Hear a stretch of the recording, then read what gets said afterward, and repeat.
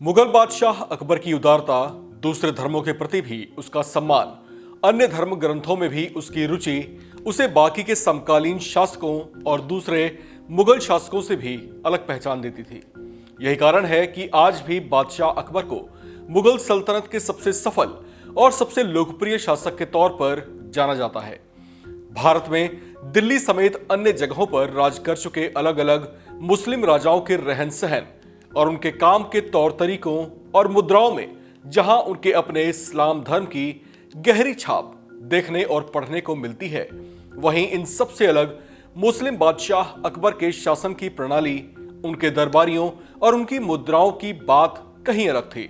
अकबर ने एक मुस्लिम बादशाह होने के बावजूद अपने सिक्कों पर सीताराम की छवि छपवाई थी, जिसमें सीताराम के वनगमन की यात्रा दिखाई देती है, जबकि उसके कुछ सिक्कों पर राम दरबार की भी छवि दिखाई देती है। लेकिन ऐसे में सवाल उठता है कि एक मुस्लिम शासक होकर भी उसने ऐसा क्यों किया था? क्या वो कोई राम भक्त था?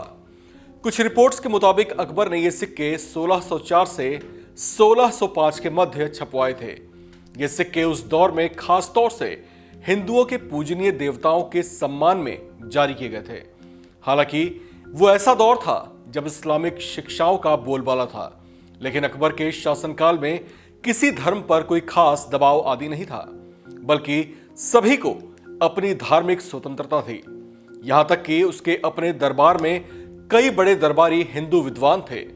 अकबर ने ही हिंदू शास्त्रों और धर्म ग्रंथों से प्रभावित होकर महाभारत, रामायण और पंचतंत्र का भी अन्य भाषाओं में अनुवाद करवाया था। अपने शासन के सिक्कों पर सीताराम की छपाई करवाना भी उसी क्रम में एक था।